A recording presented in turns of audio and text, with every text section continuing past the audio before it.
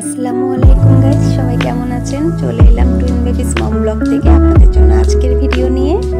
আজকের ভিডিওতে আছে আমি বেগুনের আচার বানাবো। আমার মায়ের শেখানো আচারটা আমার মায়ের খুব পছন্দ ছিল, তো আমি এখানে রান্নার আচারের সব উপকরণগুলোই নিয়ে নিয়েছি এবং বেগুনটাকে কেটে মরিচ আর হলুদ মাখিয়ে ভেজে নিয়েছি। আর এখানে উপকরণগুলো নিয়ে নিলাম। চলুন এবার বানাতে চলে যাই। গাইস, আমার বেগুন ভাজা শেষ। এখন আমি বেগুনের আচারটা বসিয়ে দিব। আর এখানে আমি যা যা মশলা দরকার সব নিয়ে নিয়েছি। আদা বাটা, রসুন বাটা, সরিষা বাটা, আর এখানে নিয়েছি 1 চা চামচ হলুদের গুঁড়ো, 2 চা চামচ মরিচের গুঁড়ো, মশলার গুঁড়ো 1 চা চামচ, লবণ নিয়েছি পরিমাণ মতো, মিঠা নিয়েছি, আর এখানে শুকনো মরিচ, আস্ত রসুন, তেজপাতা এবং 5 ফোড়ন নিয়েছি। তো চলুন আমি এখন আচারটা বসিয়ে দিই। আমি প্যানে এখন সরিষার তেলটা দিয়ে দিচ্ছি পরিমাণ মতো। আমি এখানে বেগুন নিয়েছি 2 কেজি। 2 কেজি থেকে আমি 4টা বেগুন রেখে দিয়েছি, বাকি সবগুলোই দিয়েছি। আমার তেলটা গরম হতে হতে আমি এই যে তেঁতুলের ক্লাথটা করে নেব। তেল গরম হয়ে গেছে, আমি এখন এই শুকনো মশলাগুলো দিয়ে দেব।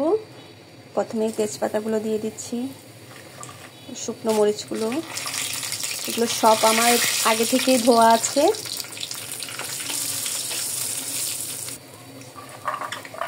দিয়ে দিচ্ছি আস্ত রসুন।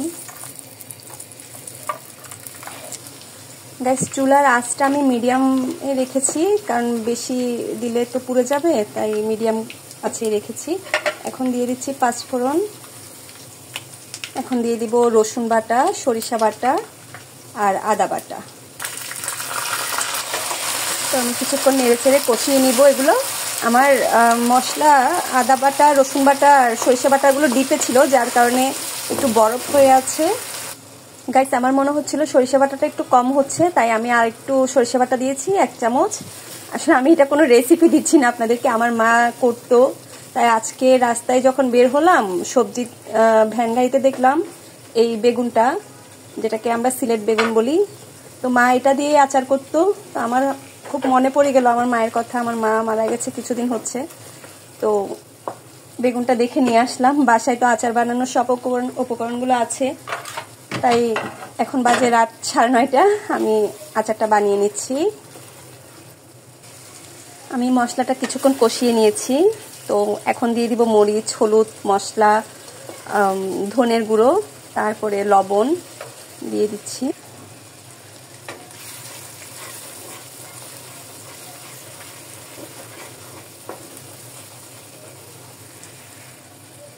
ঝালের কোনো নামগ্রাণে নেই, তো আমি এখানে আরো মরিচের গুঁড়ি অ্যাড করব, কারণ আমার মরিচটা হচ্ছে মিষ্টি মরিচ, তাই আরো কিছু মরিচের গুঁড়ো অ্যাড করব।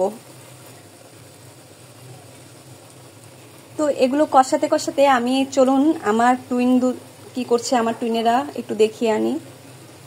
গাইস, আমি ভিডিও করছিলাম দেখে ওদেরকে ভেতর থেকে লক করে রেখেছি। দেখেন ওরা কি করছে, দেখেন দেখেন কি অবস্থা দুজনের। দেখেন রুমের কি অবস্থা, দেখেন। আমি করছি, হ্যাঁ। দেখেন আরেকজনের অবস্থা দেখেন। এদেরকে এতক্ষণ দরজা লক করে রাখছে, আমি বারবার বলছি।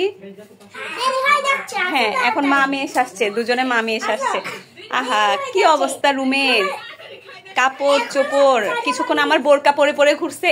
এইটা আমার বোরকা পরে পরে ঘুরছে। এখন আমার ওড়না, আমি ওড়না খুঁজেই পাই না। কেউ আসলে দরজা নক করলে আমি ওড়না খুঁজে না পেয়ে গামছা পরে দৌড় দেই।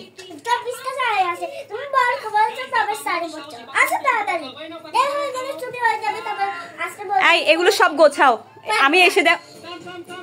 আমি যেন এসে দেখি যে এগুলো গোছানো।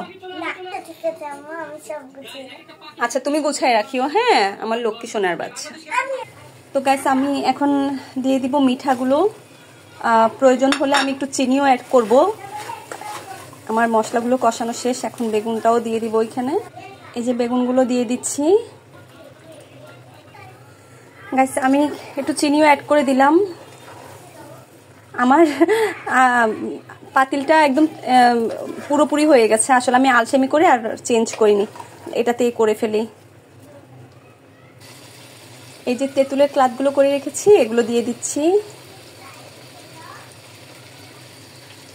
এখন নেড়ে চেড়ে নিব।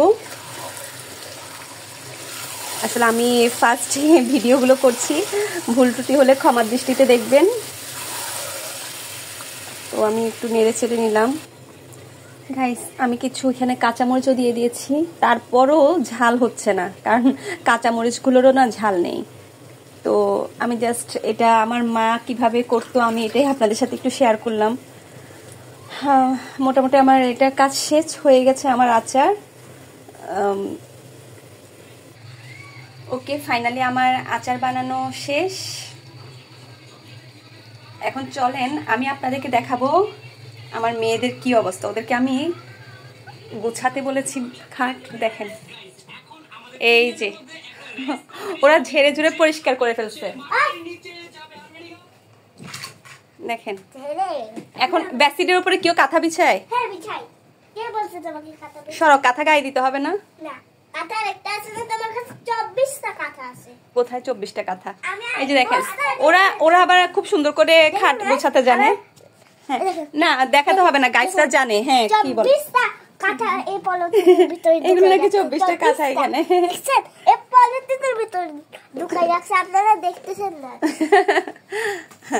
আমি এতক্ষণ আচার বানালাম, আপনারা তো দেখলেন। এখন এদের অবস্থাও দেখাচ্ছি। এই তো রাখছি, একটু ঠান্ডা হোক তখন খেতে পারবো। হ্যাঁ, বেগুনের আচার নানুর পছন্দের আচার ছিল এটা, এই জন্য বানালাম। দিব, ধৈর্য ধরো না, একটু ঠান্ডা হোক না, মাত্রই না নামালাম। হ্যাঁ, নানু তো আল্লাহর কাছে চলে গেছে। এমন করতেছো কেন? এগুলো তুলে ফেলো না, এখানে তুলে ফেলো। খাওয়ার টাইম হয়ে গেছে, সকালে স্কুল আছে, আজকে দেরি হয়ে গেছে। তাড়াতাড়ি করো। তুমি মোজা পায়ে দিয়ে রাখছো, এদিকে আম্মুর হিজাবের ওন্না পায়ে দিয়ে ওন্না গায়ে দিয়ে রাখছো। দাও এগুলো, দাও এগুলো, আম্মু সকালে পড়ে যেতে হবে না স্কুলে। না, ফেলে দেওয়ার বিষয় না, দাও এগুলো, দাও রেখে দে। এই এগুলো তুলো, সব তুলো। ওকে গাইস, আপনারা তো দেখলেন আপনাদের মাহামেহে কি করছে, এবং আমি এতক্ষণ আমার কাজ শেষ করলাম। এখন ওদেরকে খাওয়াবো। হ্যাঁ, ভালো কাজ, ঠিক আছে। আমি এখন ওদেরকে খাওয়াবো, খাওয়ানোর পরে আমরা ঘুমিয়ে পড়বো। সকাল সকাল উঠতে হয় 6টায়, যেহেতু স্কুল আছে। ওকে, আল্লাহ হাফেজ দাও। কি বলো? ওকে, আল্লাহ হাফেজ। সবাই ভালো থাকবেন, সুস্থ থাকবেন। দেখেন কি করে। আল্লাহ হাফেজ।